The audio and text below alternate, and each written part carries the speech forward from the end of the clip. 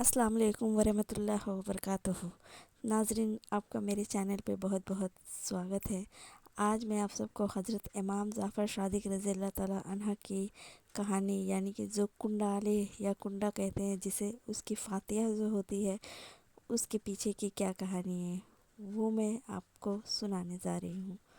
تو جو بھی میرے چینل پہ نئے ہیں وہ چینل کو سبسکرائب کر لے۔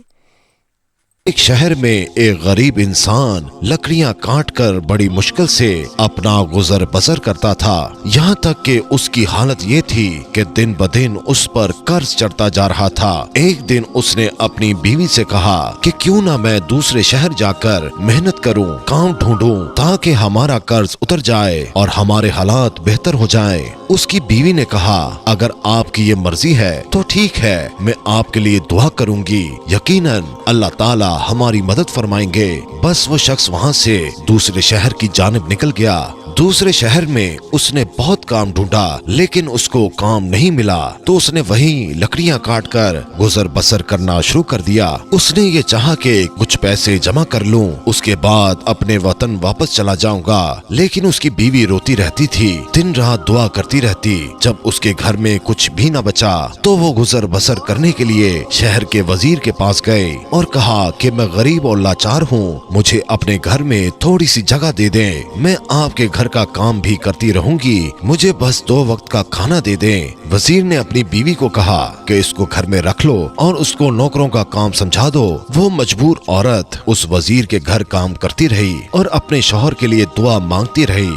دن مہینوں میں گزر گئے اور مہینے سال کی طرح بڑھتے گئے، لیکن اس کا شوہر ابھی تک نہ آیا۔ ایک دن وہ عورت جب روتے روتے رات کو سو گئی تو رات کو امام جعفر صادق علیہ السلام خواب میں آئے، اور وہ عورت دیکھ رہی ہے کہ امام جعفر صادق علیہ السلام فرما رہے ہیں کہ اے لوگوں، بتاؤ کہ آج کون سی تاریخ ہے؟ امام کے ساتھ جو امام کے چاہنے والے تھے ان میں سے ایک نے کہا کہ آج 22 رجب ہے۔ امام نے فرمایا، یاد رکھنا، جو بھی ہمارا چاہنے والا اس دن خلوص دل سے نیاز دلائے اور اللہ سے کوئی دعا مانگے تو اللہ وہ دعا رد نہیں کرے گا۔ بس یہ سننا تھا کہ عورت کی آنکھ کھل گئی، وہ نیند سے جاگ گئی۔ اس نے جب دیکھا تو وہ رات 22 رجب کی تھی۔ اس عورت نے صبح اٹھ کر امام جعفر صادق علیہ السلام کی نیاز دی اور دعا مانگی۔ یہ عمل ابھی چل ہی رہا تھا، وہ نیاز بانٹ ہی رہی تھی کہ وہاں دور جو اس کا بے وطن شوہر تھا لکڑیاں کاٹ رہا تھا۔ لکڑیاں کاٹتے کاٹتے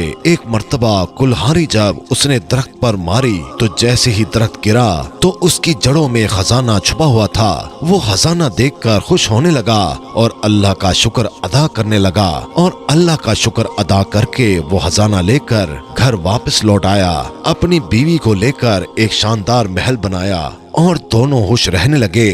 پھر بیوی نے اپنے شوہر کو بتایا کہ جو اللہ کا کرم ہوا ہے یہ امام جعفر صادق علیہ السلام کا صدقہ ہے۔ امام جعفر صادق علیہ السلام میرے خواب میں آئے تھے، انہوں نے کہا تھا کہ اس دن نیاز کر کے اللہ سے ہمارے صدقے دعا مانگو، تمہارے حالات بدل جائیں گے۔ وہ دونوں میاں بیوی اس دن امام جعفر صادق علیہ السلام کی نیاز کرتے۔ ایک دن وزیر کی بیوی چھت پر گئی، دور سے دیکھا کہ ایک عالیشان گھر بنا ہوا ہے۔ اپنی کنیزوں سے پوچھا کہ یہ اتنا شاندار گھر کس کا ہے؟ کنیزوں میں سے ایک کنیز نے کہا، اے شہزادی، یہ آپ کی اس کنیز کا گھر ہے جو آپ کے ہاں کچھ دیر کام کرتی رہی۔ شہزادی نے کہا، اتنا بڑا محل کیسے بنا؟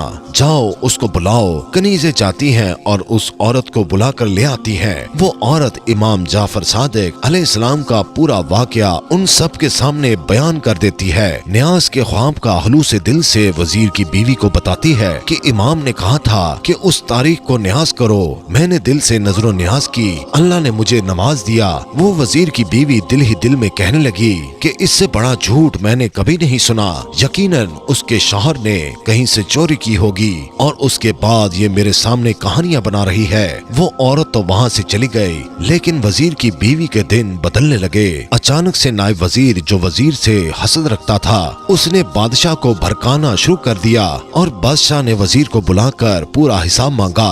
وزیر جب حساب دینے لگا تو حساب صحیح دے نہیں پایا۔ नायब वजीर ने कहा कि बादशाह सलामत, मैंने कहा था ना कि ये आपकी पीठ पीछे आपको नुकसान पहुंचा रहा है। बस ये सुनकर बादशाह को जलाल आ गया और बादशाह ने उस वजीर को निकाल दिया और कहा कि अब तुम हुकूमत के महल में नहीं रहोगे, जाओ अपने लिए और काम ढूंढ लो। वजीर अपनी बीवी को लेकर शहर से बाहर जा ही रहा था तो रास्ते में दोनों को भूख लग गई। उन्होंने तरबूज खरीदा, उस तरबूज को अपने रुमाल में बांध लिया, चाह कर किसी साहिल के किनारे जाकर खाएंगे। और उधर जो बादशाह का बेटा शिकार पर गया था, शाम हो गई मगर वो वापस नहीं आया। बादशाह बहुत परेशान था। इतने में नायब वजीर ने कहा कि बादशाह सलामत, मुझे लगता है कि उस वजीर ने जिसको आपने निकाला था, कहीं उस वजीर ने आपके शहजादे को नुकसान तो नहीं पहुंचा दिया। बादशाह को गुस्सा आया। बादशाह ने अपने सिपाहियों को बुला लिया और कहा, जाओ उस वजीर को पकड़कर हमारे पास ले आओ। अगर उसने मेरे बेटे को नुकसान पहुंचाया है तो मैं उसे नहीं छोड़ूंगा। सिपाही उस वजीर को ढूंढते ढूंढते उस वजीर के पास पहुंच गए और पूछा कि शहजादा कहाँ है? तो उस वजीर ने कहा कि मुझे क्या मालूम। तो सिपाहियों ने उस वजीर को और उसकी बीवी को बादशाह की खिदमत में पेश कर दिया। बादशाह ने जब वजीर के हाथ में रुमाल में कुछ बंधा हुआ देखा तो बादशाह ने कहा कि रुमाल में क्या है? तो वजीर ने कहा कि तरबूज है। बादशाह ने कहा कि खोलो इसको। जैसे ही उसको खोला गया तो उसमें शहजादे का सर था। बादशाह की आंखों में खून उतर आया। बादशाह ने कहा कि इस वजीर और उसकी बीवी को कैद कर दो, सुबह इन दोनों के सर को तन से जुदा कर दिया जाएगा। वजीर रोता रहा कि मैंने कुछ नहीं किया, लेकिन बादशाह ने कुछ न सुना। जब उन दोनों को कैद खाने में डाल दिया गया, दोनों मियाँ बीवी रो रहे थे। वजीर रोते रोते कहता रहा कि अचानक से हमारे साथ इतना बुरा क्यों हो रहा है?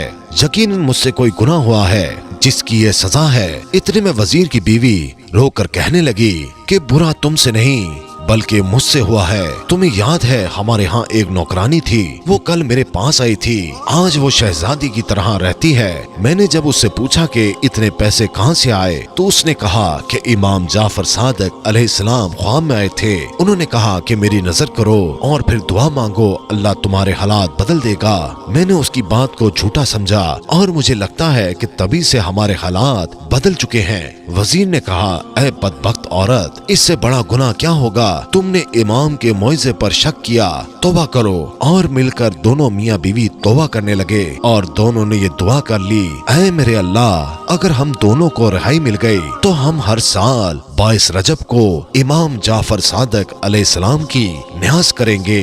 बस दोनों ये दुआ मांगकर रो रो कर सो गए। सुबह का सूरज तुलू हुआ तो अचानक उस बादशाह का बेटा यानी शहजादा घूमता फिरता अपने महल को आ पहुंचा। बादशाह शहजादे को देखकर हैरान हो गया और कहने लगा, तुम कहाँ थे? शहजादा कहने लगा, मैं तो शिकार पर गया था। बादशाह हैरत से पूछने लगा, फिर ये सर किसका था? जाओ जल्दी से वजीर और उसकी बीवी को बुला लाओ। वजीर और उसकी बीवी बादशाह की खिदमत में लाए गए और उन्होंने पूरा वाकया बादशाह को सुनाया। बादशाह ने इमाम जाफर सादिक अलैहिस्सलाम का नाम सुना और उन्होंने कहा, आज से हर साल 22 रजब को जहाँ जहाँ मेरी सल्तनत है वहाँ इमाम जाफर सादिक अलैहिस्सलाम की न्यास दी जाएगी। और वजीर को वापस अपने ओहदे पर कायम कर दिया और नायब वजीर को अपनी सल्तनत से निकाल दिया।